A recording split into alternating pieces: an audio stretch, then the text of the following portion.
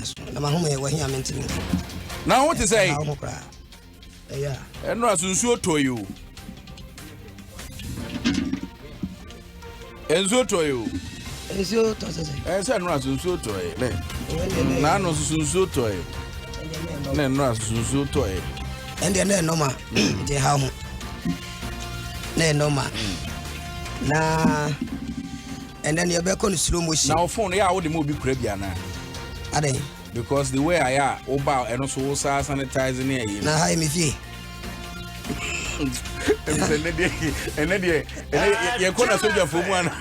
Na say ha me fie ndi. Now mobile phone so ni. Buy me the atua.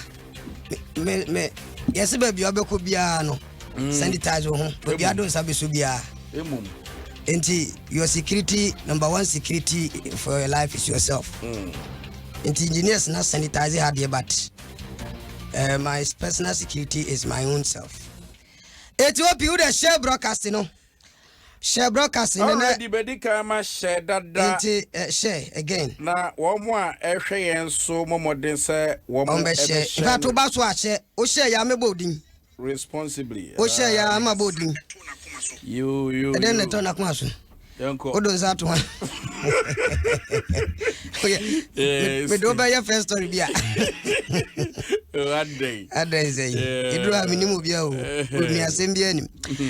It is about so make sure you share the broadcast. Honestly, when you share the broadcast, you give another person opportunity to also have access to the video. Now when we dey kwaso wiase na ene no kwasam ensam no da bia ya na ye de nsem ba Nsem Sisi ba na dia ne die etwantomas ati se ano de papa edutwam kura anti bomodin se na wo mo ehwe ye se ne ubobodin bi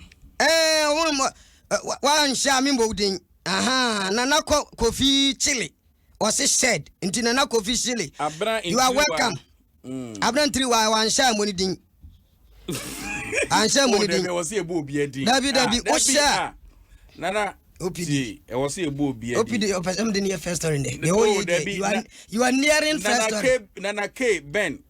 Or Shayin, Samson Doris so Richmond Usu Ashe. Mrs. Wenimsa, do I share be a metrawan? Nana Adams, so air share Richmond Usu air sharing. Promise in Swashe. Yes, promise I share. Samson Eric Azuma. You see my lovely man or your banner Bema. Be a short so Bema, dear, you're my best man. Now can say lovely, dear. You are nearing your bedmatism. There is those who are on the share is a very good person. And now yeah, baby, I'm okay free so now more than so I can all other places, including Azerbaijan, Uzbekistan, and Czechostan. Omunyina yeso mutie. OPD. Oberempong CP. OPD. CP. OPD. OPD. Good. Now can we start? Yes, I want to see the congregation. I want to see the congregation. Yes, let's stand up. With a standing ovation. With a standing ovation. With a standing ovation. Let's us invite case number 1. Swarm of bees attack MP, DCE, and invited guests. Reverend, what is saying? Reverend Isaac Kafu, Eswaha, also Penny, Osuyamisha. Sir Waba. This case is Anihum case. Anihum. What is anihum? Now, when we say anihum, it's a combination of animals and human beings. And your friend say anihum. Any pane more story, Kaboma, your friend anihum story. Anihum story. Anihum story. And this is an anihumica story. Any dema way. As I say, amua ni nipa. Anytime there is encounter or engagement, in other words, an attachment between animals and human beings, it is called Anyhum. Anyhum. Was it anyhum? Anyhum, right? Ubekubio. I mean, so you're a brilliant student here. 80, case number 1. Juma dia bi Nana Ekoso. Our new job enough. This is a suburb of Ghana in the quarters of the eastern region. Now, new job enough, is a district. And then, Emraseba Janyo, a MP. One local government minister deputy. Nana Agyei Oberempong Ave MC Yawo Comfort Asante. Kraji. When we say Kraji, it is G, which is very clear. Okay, when we say Kraji, and you go to Kumasi G. I know. Nasi adodo nya meho engura bia niwa. The place is very clear. So we call it clergy. Gia ehoya clear. Now, so the clergy in this meticulous congestion, it was being reference to the church, the leaders, the imams, the preachers of the gospel. We said the one Nana Agyei Oberempong studio had no any story now. Oh, Rebecca so jina sorry them. Nana go him. Auntie, come to Facebook and see video no. Nanuna all this, in fact, high level personalities were gathered together to alternate very important generational and national issues to help nation building. And in the course of the program now, Amobro aka Beast from nowhere were evoked into the existence. The setting became a beast setting. And so the beast decided to take over the meeting. Wow. And Amobro here. In fact, this beating was not an ordinary. It was supernatural. Because beasts are not natural beings. They activated Abua Obi Nano one. Abua Mobra Nano. And yes, it was the Israel Dambo. They say, what kind of story, no, send me the picture on Facebook. Bombarding so beko Adom 106.3 FM. Yeah. Now said the uncle for see gonna I'm wanting kitty. Hey, empty meeting is just here. And the source of Pani Bompai. And I suffered sorry Jinaho. I, as an anointed man of God, I speak with authority and tenacity, but the efficacy of the power, but the efficacy of the blood of Jesus. I pray against any animal around this vicinity, including Mobran Wanson and Tontum, a training pro, and Petabie, and then Ensenum. I pray against them. Did you need Facebook? Yes, America, baby. It is often no yana. Soften Pompire, what tin and Pompire in Messi Waya. Meaning your man, nobody knows so pa. Was it pa? No, not so far Pompire army, and I can party. As you're saying, Nana Agyei know what to say pa was a guy. This year you know what a pa was a why. No, wait, just say, and what to see one was I didn't know, Nana. Who had any D. R. Hosso Esri? One crowd from who had the one deal from who you meet Precopena what to Mana Mecca. Ye may be all to Gusona. They want to do to and one who was that a crana. There was a software dear. There was a wine. Oh, no, when Pabua broke brand, what you two no, what didn't to man catted any hectares. Oh, I just want we are from giddy. Nana Nsem Sisi team no, your bow. And you say, what could be the causative agent or the causative reason for this unexpected display of human transgression? And I'm saying, and you be some Mobrani say, man, who judges a book, and you be some Mobrani say, a day now, yes, sir. And I was a papa empire in a canyon. Hey, a vampire tiam one mobro. Any every living being around this vicinity. Yes, so I am yet here with your crown. I am a serene. I told you, Momuko Facebook. I am yet here. And yet, Juma. etia makwan emo bia makika kadoncha entiopi anu adin ama sabre yesi ni pa be for kura de there has been hospitalized ama mutu receive treatment na kokohwa anwanwa anu ade pa emo bro bu MP na bu DC they have forgotten their honorability. We hear me mama ba ko so ono so na mo de ntuma akuru no ho a emo ano so ba me ntiase o we no me wo de wo no we yes of juma me hunu se we sunsumu me de hunu se honam ade obi ya ne wo okobom pa atia ne yeden de bi de sesa nti wo ya ne wo awakam se ba bia mo no mo no yese wo muntu dampo miti ya no mdi tu yeso o munim se mo ano so ho dada o se mo no mo de to o no mo hadwen. They are harmless beasts. And there is this language. There's this language. Se bibia nkoka papa enye grade. Until something triggers papa, it will not grade. And the gradness of the beast. Oh yeah, there's a binia. I order order do. Na so one send you so. Omo wan dua no so. Environment no mo anet wo. O se den.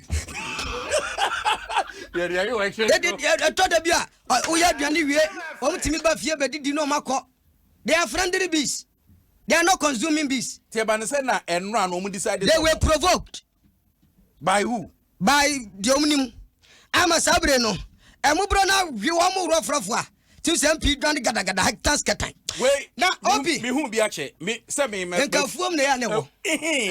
Ya tan kwa. Na se bia si we de we anya yi. Na we so. Anya condition na mbrobo. Nti anya news. Edua wo no kwa de otimi tenam. Me comment yasi o. Oh, me dem tiase. Na etimi abo che se. Oh na nantuma no. Empanimfo ati. Na nantuma de hata no so no. Wa. Ya bo abombo. Che se mbobro ni mbu ade. Enti we no se yakokotoa. What charges? Any de bomo. Ena ka mbebusa o se. Causing harm and branda. Eno na mebusa no. And I say abusing the king. Yeah, so when you power you mean no be a problem. Yeah, tin don't ma kokot ya kokot. Enti demoti. Now, case number 2. Pastor fined for bonking his own mother for 19 years. They're asking me where? This is not India. This is not China. This is not Wuhan. This is Gomwa Odobi, Central Region. Ebane say. Abrante Dimfia Dionumus 57 years or your according to the story. Sir, African Faith Tabernacle Church. Oh, Gomwa Odobi. Your software friend is Peter Unku. And another one for Nimpanim for Uko Facebook, you see something for yourself. One more training you did the other and when you say, yeah, Bonica. Yeah, Bonica. I'm an actual nine, a chankoko, a chankosia, a chanoma, a chamubro, a becha and kra, a becha dankon kusianum, both crawling and creeping animals, flying birds. Both fishes and non-fishes, aquatic and non-aquatic animals, mammals and insects. Ninabi, Obetrabi. In fact, I'm wearing you to Asisrape, Asomroje, Akokuno, Domonom, Obetanina. Nina say, yes, mammy, Wayari. Omabonoka Baba, and Yadeso Munya Saman. And we visited a spiritual tabernacle and as a spiritual altar to understand and assess the interialism of the cause of the woman's non-curable disease. Because anytime there is non-curable disease, it means that there is a source. It is a yadia bobi. Na doctor for ye na te say bia na bibi wachiri. Etwamu ye dro bia anye ye. Anom de no ko ba bi sia kwa hwemu sunsun. Omo ko yam si o, wo ma me no. Mo kasa obra panin Peter Nkum enfie dunkunu nie da bia wo fa ma me no enya so fa ma me sha kire so yare na mom woni ne da sexual transfiguration. Wow.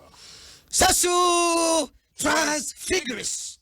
Now kire said what transfigure ma me no sexually over 90 years. Nsem Sisi o onwa ne ma me no amana to bra Facebook say na nanom abo ne ka atwa eso ntwa nwan na ba Facebook a wo join oh me say yes e mother o do no wo twa Nana CP die na wi ehfa ne yeko sisi yeko yanim the world is moving on atesa no ade etese wo dwene wan nti ase o san so yesofu ana what wa fani ma me sa ase o efie donkono ama sabre ma me no e ka kete ama sabre yade no wo mo so mo hwe akira anya mo ho akiri wa wo ma me na wo de wo call ti eno kwa ne twa me sunu mo no ade aye no ho adwuma wa ya no akra fie se me ko twitwi ma me se ma me ko brashe no. So we didn't know the brush at all. He was brushing, bedmatic brushing. Nsem Sisi. It is so petty. Where is the world going? I don't know, maybe Ogomodobi. You chrome here. Say Indian Park, Quebec, Sabia. One would dear. It's when the Chesampa stories are what the I authenticate everything I do. Video on the Facebook. Korasa branch and Yabonica. Let me mention or assemble the things that the kings and the elders one.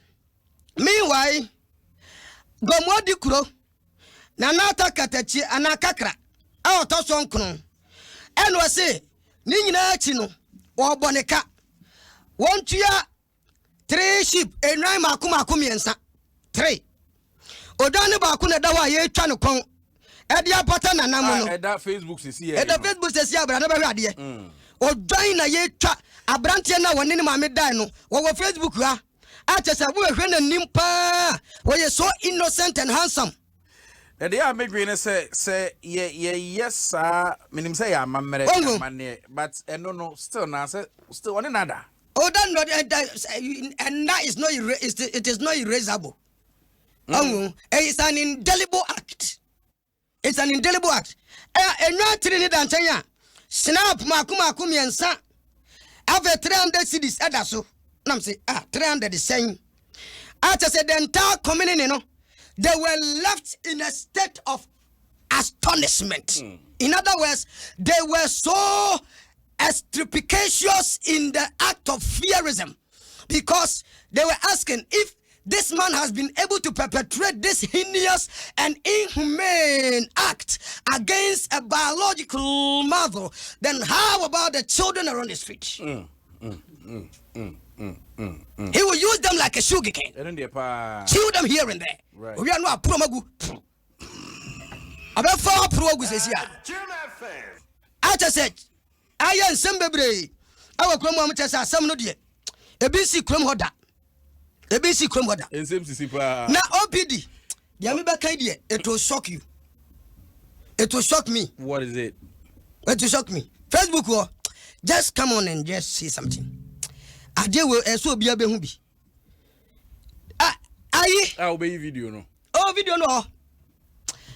Ankofo ni na prayer camp. Epe ya fra wo ba. Ebimpo they are pleading to give Ewrado dia mam na kwalampo a sebe yadini ahwimpo anya yiye mepe mami hu se mawo opese ohunu se so hu se wawo oda ma wase Ewrade mami nwo akokompo na wonim ya na asefimo se oba time pa na oba unua otum se binom wo 20 chese ebinom wo 10 chese ebinom wo a so omo wo na de okra de onyam krampo da. But Facebook never heard it. Ode Brasisia, just come and see something and it will shock you. A lady, young lady, God has been able to help her with a child. Now abaya na yemoni dinne. But next week die. Oh, he will just explode in her name. And now wawo ya. Wachechira kwala no. Facebook adawosisi abehade. I was so metamorphosed and transfigured when I saw this kind of vividity of this child being thrown into a bucket of baggage, which they had thrown into the luggage dump to make the child unsuccessful and a dumping subject. And now,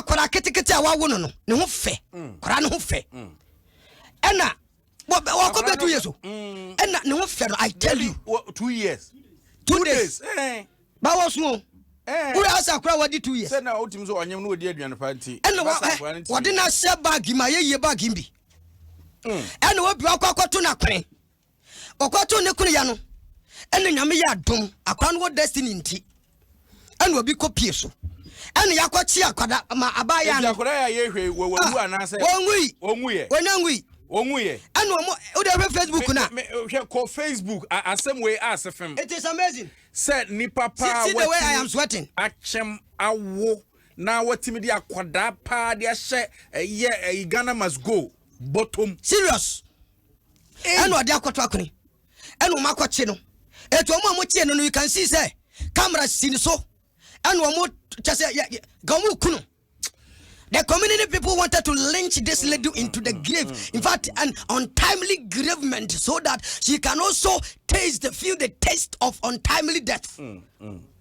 But by the intervention and the kind courtesy of some people, benevolent people in the area, and I'm saying, no, let us leave this lady. Then for the police, I'll call off a fair way.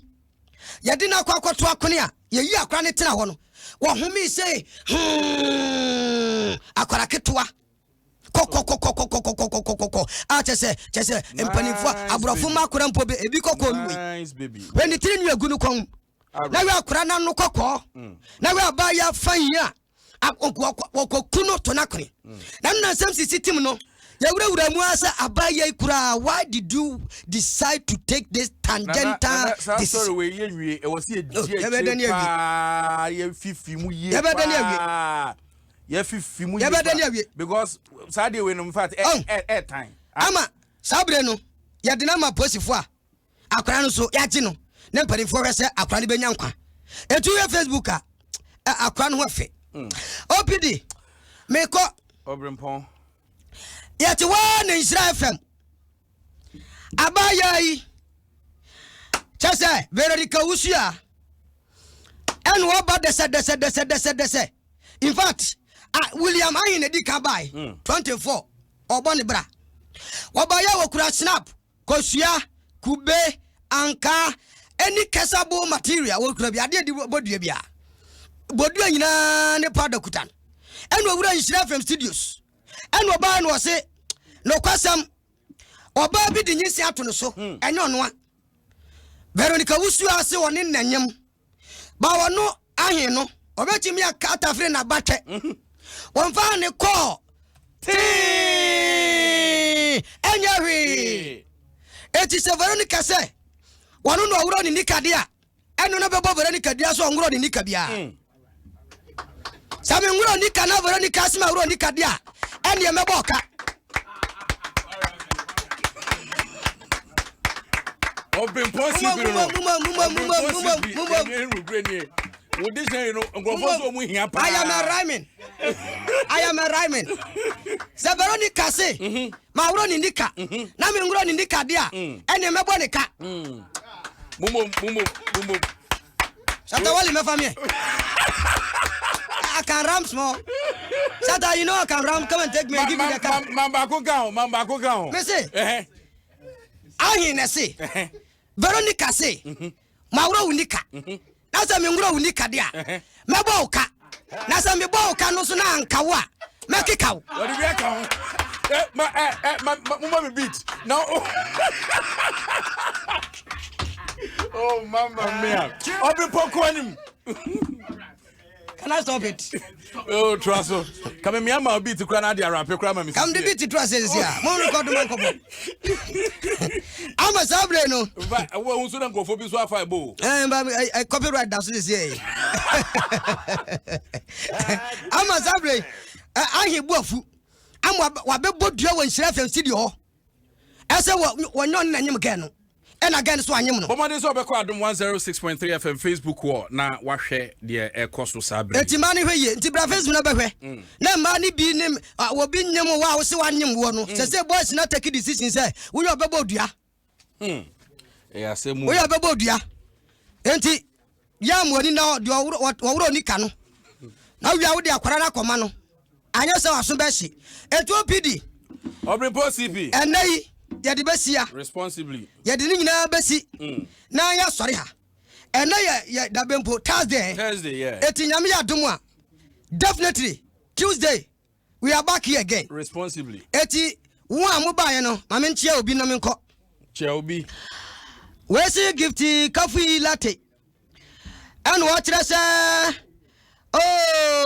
on the show papa and what's it Emmanuel Safojo say wow I love this program. You have to love it. Responsibly. And Opoku Buachi Adom CP in the house, of course, I hear. And in fact, there are so many outrageous and superstitious messages are ever, but I cannot alternate all here. Eti obi di traso. Oberempong Tuesday. Better say papa.